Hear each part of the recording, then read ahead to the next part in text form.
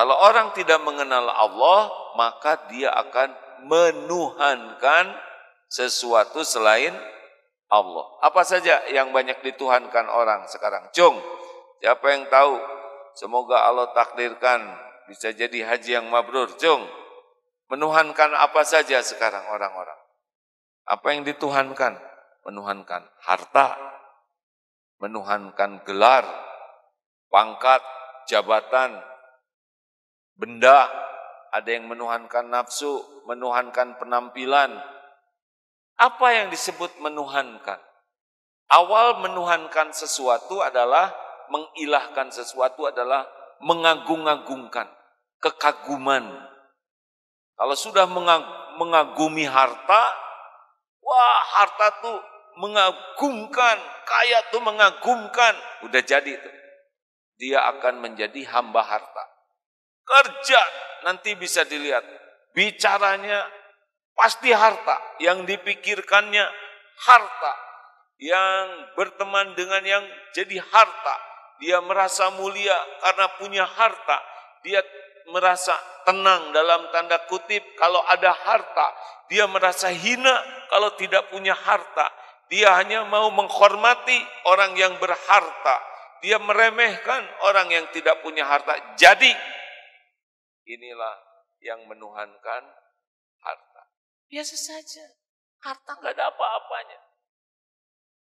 Harta itu lillahi ma fis samawati wa ma fil ardh. Semuanya milik Allah.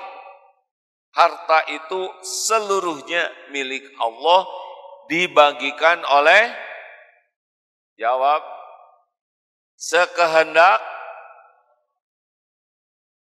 Allah yang memberi, Allah yang menahan, Allah yang melapangkan, Allah yang menyempitkan, sesuka Allah. Apakah orang itu karena kerja keras pasti kaya? Jawab. Yang mantap jawabnya Dede. Apa kalau kerja keras pasti kaya?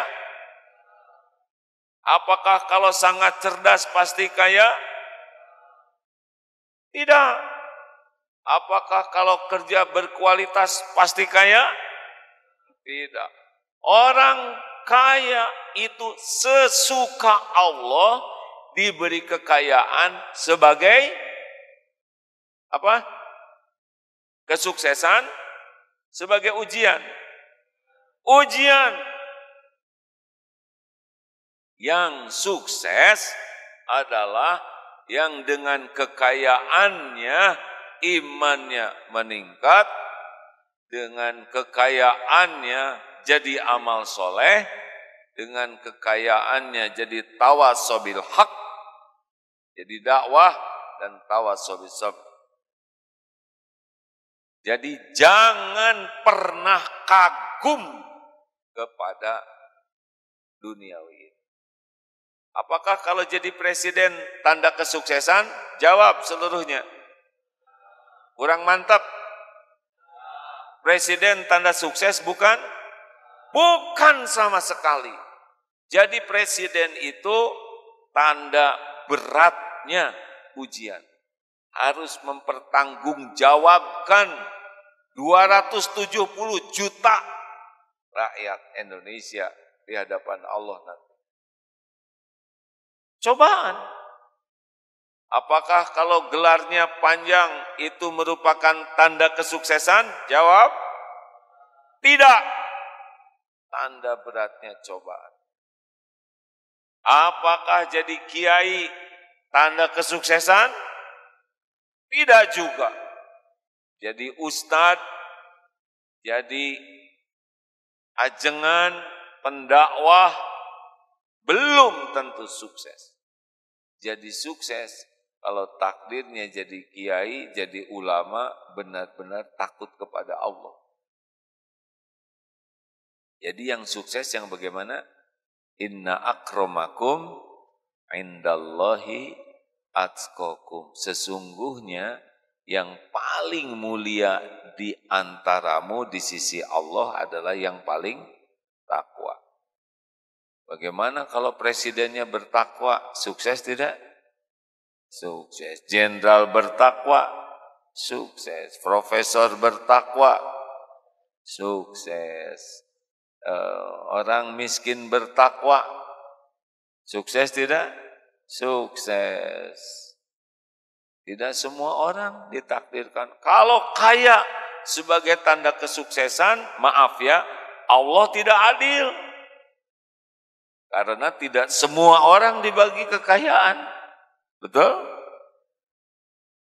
Kalau gelar sebagai tanda sukses, Allah tidak adil. Karena tidak semua orang punya takdir bisa kuliah. Banyak yang ingin kuliah, tapi belum tentu ada jalan ke sana. Nah, adik-adik sekalian, kalau orang tidak mengenal Allah, dia akan punya Tuhan yang lain. Harta, gelar, pangkat, jabatan, kedudukan, padahal semua duniawi ini adalah ujian. Terima kasih adik-adik, atau adik-adik tidak mudah ya untuk bisa duduk. Banyak seusia adik-adik saat seperti ini sedang ngorok saja. Jangankan mau belajar begini di masjid, ke masjidnya aja berat.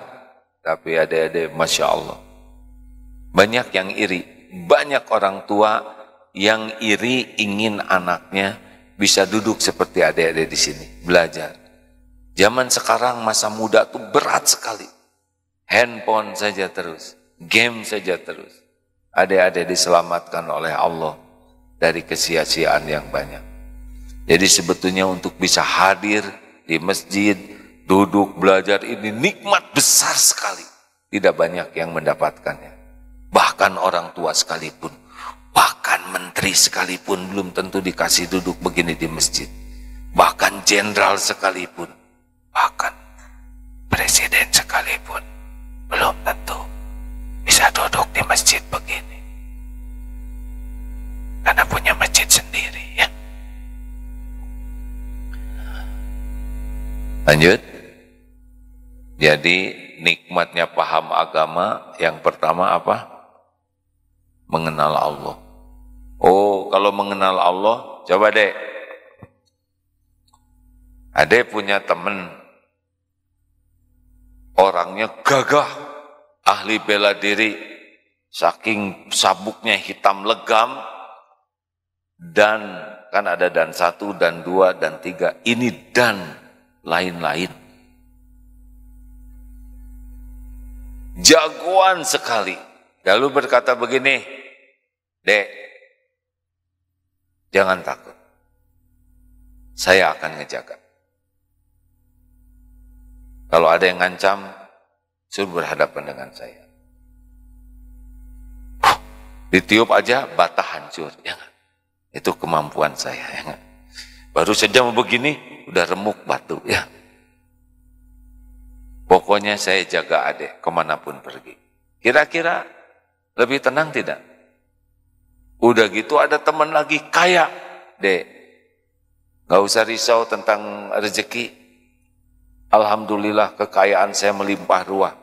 Ada nanti untuk sekolah, untuk rumah, kalau mau nikah, pernikahan nanti saya bayarin. Termasuk apartemen atau mau rumah yang mana, tenang aja. Gimana kira-kira? Enak tidak kalau punya teman begitu? Asal adek baik aja, saya jamin. Ada lagi, pinter sekali, IQ-nya 100, 200 lah, terserah ya. Udah gitu, udah segala tahu. Pokoknya ingin tahu apa aja, nanti tanya ke saya akan kasih tahu. Kita pasti senang kalau ada manusia baik yang mau menjaga, melindungi, mencukupi, membantu, menolong setiap waktu. Benar? Itu baru manusia. Allah penguasa langit dan bumi, pemilik semua kekayaan. Tidak ada satupun di alam ini kecuali milik Allah Subhanahu wa ta'ala. Tidak ada satupun nikmat kecuali milik Allah. Allah yang membagikan sekehendak Allah. Kalau Allah ngasih, tidak bisa ditolak siapapun. Innallaha ala kulli syai'in qadir. Allah yang maha gagah, maha perkasa, penguasa jagat ini.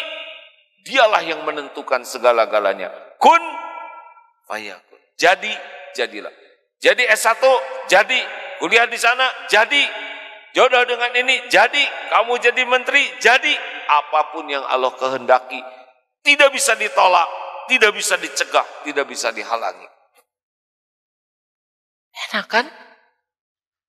Dia ancam seluruh dunia, Allah penguasa semua yang mengancam. Tidak boleh luka, tidak ada luka. Tidak jatuh sehelai rambut pun, tidak ada yang jatuh. Coba itu dek. Dia pelindung yang maha kokoh, penguasa jagat semesta alam. Dunia ini kecil, manusia itu kecil, tidak ada apa-apanya. Dan semuanya ada dalam genggaman Allah. Keren tidak tuh hadirin? Kenapa para pejuang Palestina tidak ada takutnya? Bayangkan, diblokade, dijajah 75 tahun, diblokade hampir 20 tahun. Tidak ada jalan, di sini benteng sangat tinggi, di situ lautan yang dalam, persenjataan angkatan laut. Ke sini padang pasir, hanya ada 2 pintu. Tapi bisa berperang 3 bulan dan tidak bisa dikalahkan. Padahal Israel didukung Amerika dan sekutunya. Tapi pejuang Palestina tidak ada takutnya. Karena dia tahu Israel itu makhluk milik Allah, ciptaan Allah, dalam genggaman Allah. Tidak akan menimpa. Bagaimana? At-Taubah ayat 51, kullai yusibana illa ma kataballahu lana huwa maulana wa 'alallahi falyatawakkalil mu'minun. Katakanlah sekali-kali tidak akan menimpa kepada kami kecuali apa yang sudah ditetapkan Allah untuk kami. Dialah Allah pelindung kami, kepadanya lah orang-orang yang beriman bertawakal. Dek, orang Israel ciptaan siapa? Jawab seluruhnya. Adakah yang lepas dari genggaman Allah? Siapa yang menghidupkan mereka? Jawab. Yakin? Siapa yang memberi makan mereka? Apakah Allah tahu pikiran mereka? Apakah Allah tahu semua rencana mereka? Adakah yang tersembunyi bagi Allah?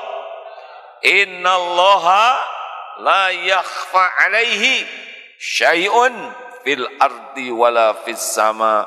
Sesungguhnya bagi Allah tidak ada yang tersembunyi baik di bumi maupun di langit.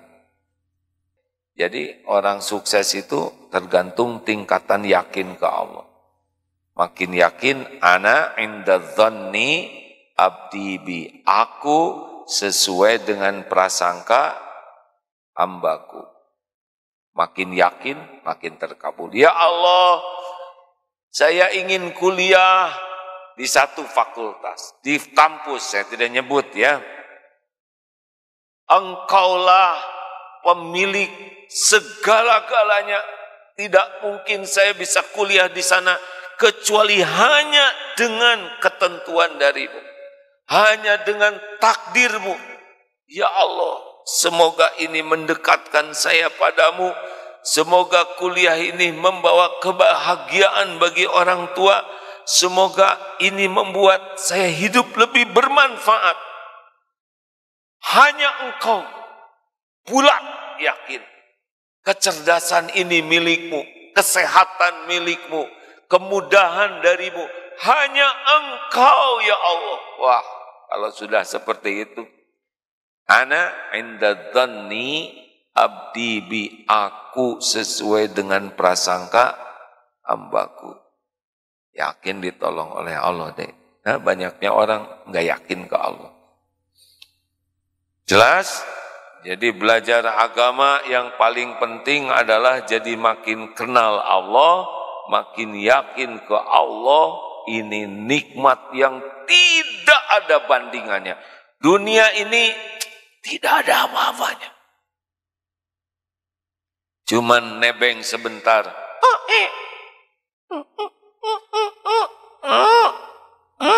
Dah selesai. Nanti ngaku-ngaku, ini rumah saya, ini istana saya, ini aset saya. Saya. Kasih aja penyakit. Lupa yang mana ya istri saya. Udah selesai itu. Saya siapa? Lebih parah lagi. Cuman tinggal dicabut ingatan, selesai semua kepemilikan itu. Benar? Belum dicabut nyawanya. Hanya dicabut ingatan, cabut kesehatannya. Tidak bisa pergi kemana-mana, udah selesai. Itu punya saya. Itu istana saya. Nggak bisa apa-apa. Dikasih virus saja, udah selesai itu kepemilikan. Benar? Makanya jangan kagum dengan dunia ini. Jangan mengagung-agungkan dunia. Kita memilikinya boleh. Nabi Sulaiman juga punya istana. Tapi beliau kan mengatakan, ada min fadli Rabbi. Ini adalah karunia dari Tuhanku. Sebagai ujian bagiku. Ya, jadi kalau lihat dunia tuh ujian, bukan tanda kesuksesan. Kalau kita sudah tidak mengagung-agungkan dunia, rileks sekali hidup ini. Adanya disyukuri, ikhtiarnya jadi amal soleh, ditahan oleh Allah sabar, diambil oleh Allah ridho.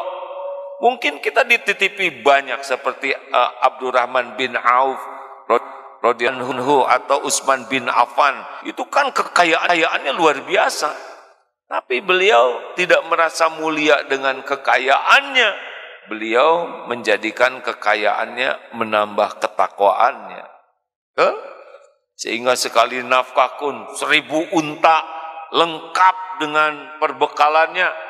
Kalau kita mungkin 1000 kontainer, ya nggak ada berat-beratnya. Tidak mengagung-agungkan dan tidak lengket, itu kuncinya. Apa dek?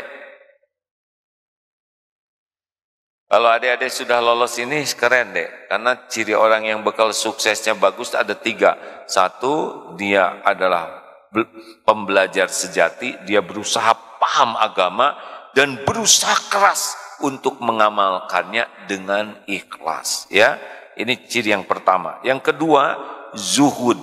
Dia tidak cinta dunia. Dia mungkin punya, dia mungkin dititipi Allah gelar yang tinggi, kedudukan, jabatan, mungkin dia dititipi kekayaan, popularitas, tapi hatinya tidak pernah merasa ini sebagai kesuksesan, merasa ini sebagai ujian. Walanablukum bisyarri wal khairi, fitnah, sebagai cobaan. Jadi lihatnya itu, wah ini punya jabatan gubernur, ini ujian bagi saya. Wah anaknya hafal Quran, ini ujian bagi saya. Oh ini mendapatkan jadi perwira terbaik, ini ujian. Oh itu anaknya jadi kiai, ini ujian. Dunia ini sepenuhnya adalah ujian. Kullun nafsin dhaikatul maut walanablukum bisyarri wal khairi fitnah wa ilaina turja'un. Al-Anbiya ayat 35. Benar? Ceklah ya. Dan yang ketiga, ciri orang yang bekal sukses tadi satu apa? Paham, pembelajar sejati sampai paham. Dan ciri orang yang paham agama itu bukan dari penjelasannya saja. Ciri orang yang paham agama itu dari amalannya. Apa artinya paham ilmu sholat kalau dia tidak sholat? Dia paham tidak tentang sholat? Kalau orang menjelaskan sholat tapi dia tidak sholat, dia paham tidak ilmu sholat? Ulangi nih pertanyaannya. Dia bisa menjelaskan tentang sholat, tapi dia tidak mau sholat. Dia paham tidak tentang sholat? Jawab. Jadi siapa yang paham kebenaran, lihat apanya? Amalan. Jadi kalau mendengarkan man yuridillahu bihi khairan, yufaqihu fiddin. Siapa orang yang berilmu agama, lihat amalannya. Lihat amalnya. Gitu adik-adik. Kalau ceramah mah gampang seperti ini. Kalau adik-adik mau lihat, ini Agim nih ilmunya seperti apa, ya lihat saja kelakuannya. Itulah yang saya pahami. Kalau ngomongnya bagus, ceramahnya bagus, kelakuannya tidak bagus, maka tidak paham. Mikir. Makanya orang sukses itu dia bisa mengamalkan, bukan hanya paham. Kalau banyak ilmu tapi tidak mengamalkan, mirip keledai bawa buku.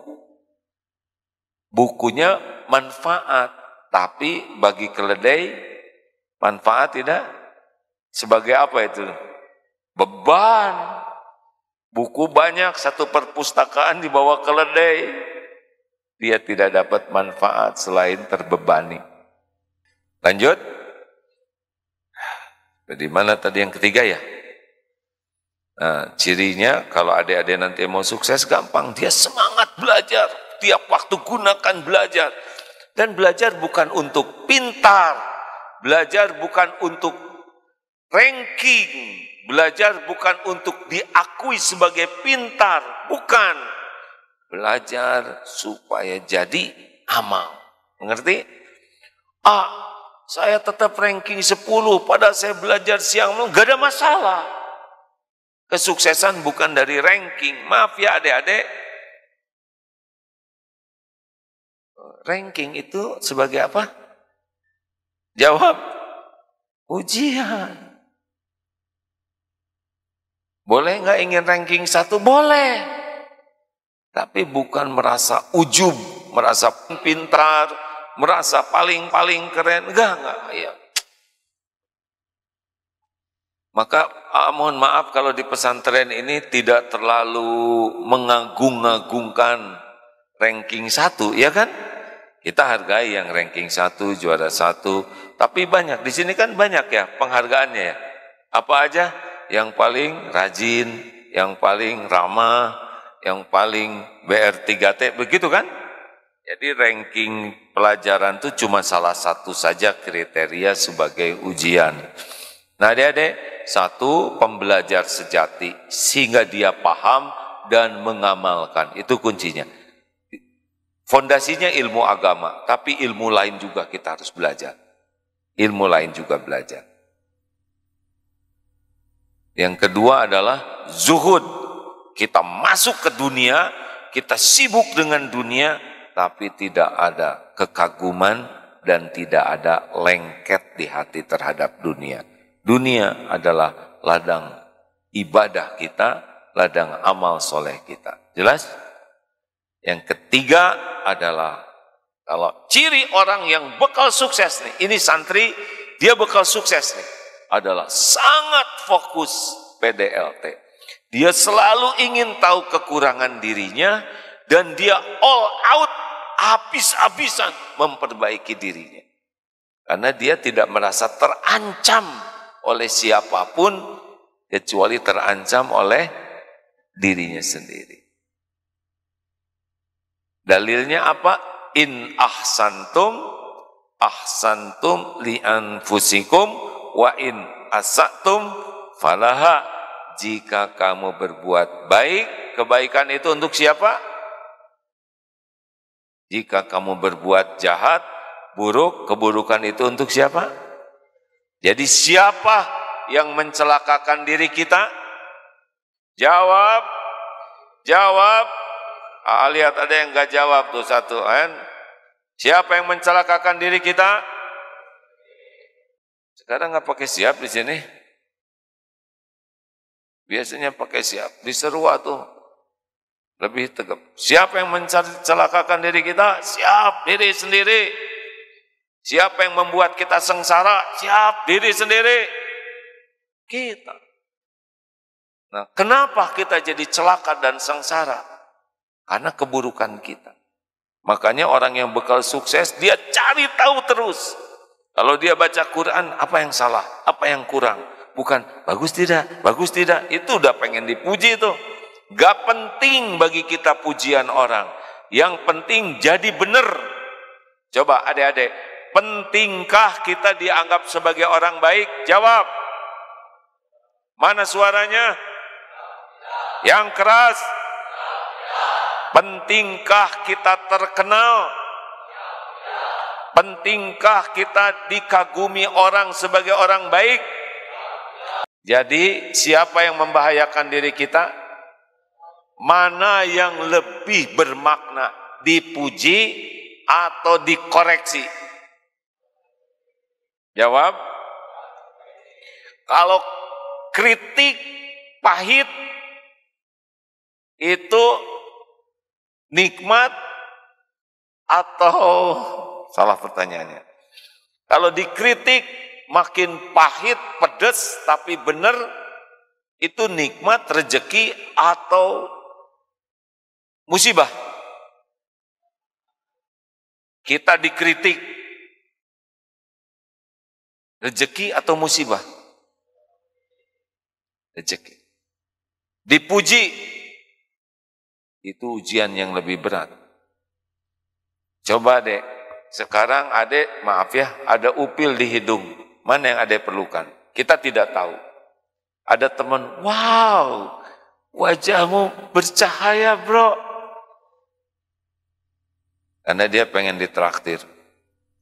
Tapi yang satu lagi, upil, jijai tahu. Mana yang penting? Kritik. Kalau kita sholat 17 kali kita sehari ihdinas siratal mustaqim, minta ditunjukkan jalan yang lurus. Jadi orang yang mengkritik, mengkoreksi itu adalah orang yang berjasa kepada kita. Nah, orang yang sukses itu adalah orang yang mencintai orang-orang ataupun input apapun yang membuat kita lebih baik. Kalau habis ceramah, gimana? Ceramah saya bagus enggak? Ya lumayan lah. Kamu ini standarnya rendah. Gitu. Jengkel. Kenapa? Karena dia pengen disebut bagus. Kalau ada masukan, tolong kasih tahu saya. Maaf tadi bacaan Qurannya ada yang kurang tepat, ada yang salah, karena nanti bisa salah. Itu rezeki dari Allah. Daripada kita terus-terusan sholat salah, mending berkumpul dengan orang-orang yang bisa mengkoreksi diri kita, daripada kumpul hanya dengan yang memuji kita. Tidak pentinglah dipuji manusia, dipuji Allah penting. Nah, supaya dipuji Allah, harus rajin mengoreksi diri.